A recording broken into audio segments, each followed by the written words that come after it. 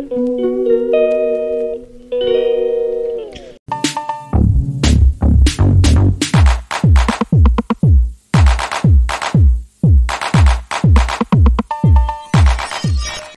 বন্ধুরা, good morning. তোমরা সবাই কেমন আছো? আশা করি ভালো আছো। আমি সন্ধ্যা বোস, আর আমি আজকে নিয়ে এসেছি একটা নতুন রেসিপি, লাউ ডোগার রেসিপি। তো লাউ ডোগাটা আমি কিভাবে বানাবো তার জন্য নিয়ে নিয়েছি 5 ফোড়ন, একটা টমেটো নিয়ে নিয়েছি, আর হচ্ছে ডালের বড়ি দিয়ে রান্নাটা করব। তার জন্য ডালের বড়ি নিয়ে নিয়েছি, লাগবে একটা আলু আর টমেটো, আলু আর হচ্ছে লাউ ডোগা, বাস।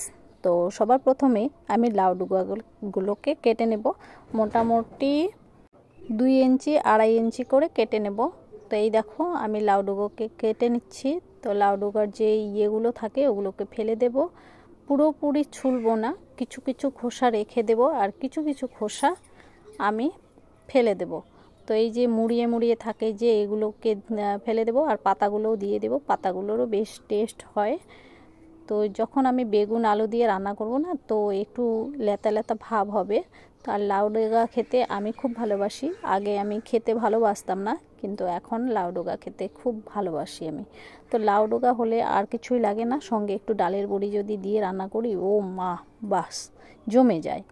তো যাই হোক, লাউ ডোগাগুলোকে আমি কেটে নিচ্ছি সবার প্রথমে। তোমরা দেখতে থাকো। তো তোমরা কে কে লাউ ডোগা খেতে ভালোবাসো?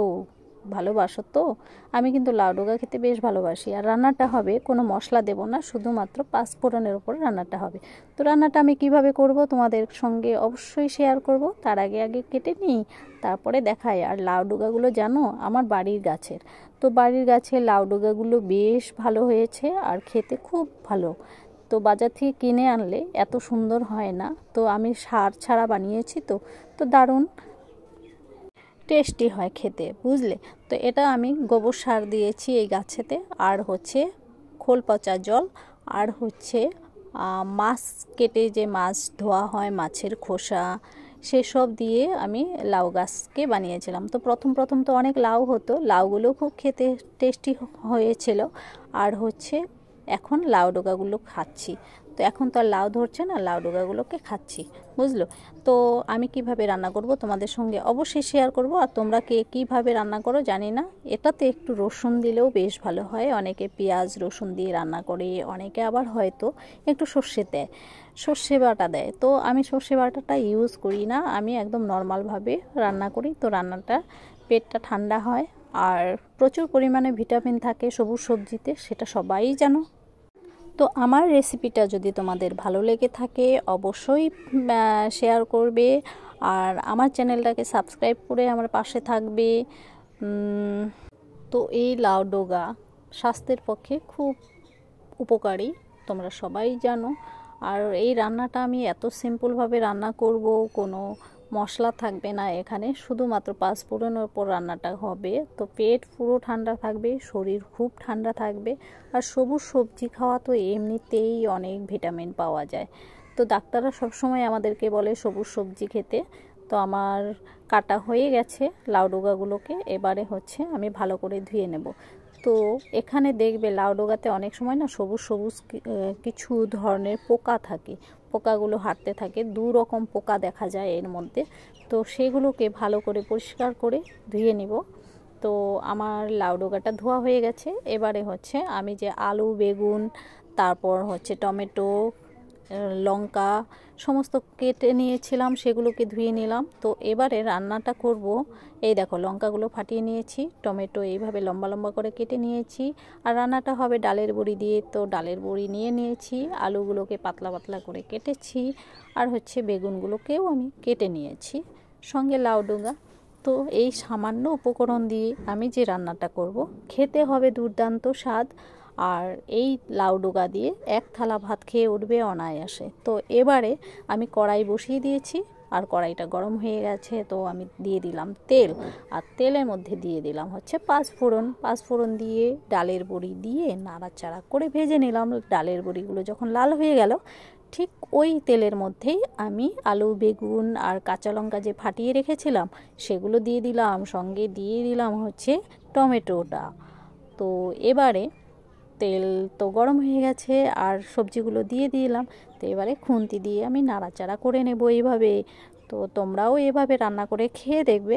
আর যদি আমার এই রেসিপিটা তোমাদের ভালো লেগে থাকে প্লিজ আমার চ্যানেলটাকে সাবস্ক্রাইব করে পাশে থাকবে। তো এখন আমি দিয়ে দিলাম 1 চিমটি হলুদ আর দিয়ে দেব একটুখানি নুন। তো পরে আবার একটু নুন দিব। তো আমি না এই ধরনের রান্না যখনই করি আমি দুবার করে নুন হলুদটা দিই। তো একবার যখন সবজিটাকে ভাজবো তখন একবার দিয়ে দিই, আবার যখন নাকি আমি লাউ ডোগাগুলো ছাড়বো তখন আরেকটু দিই।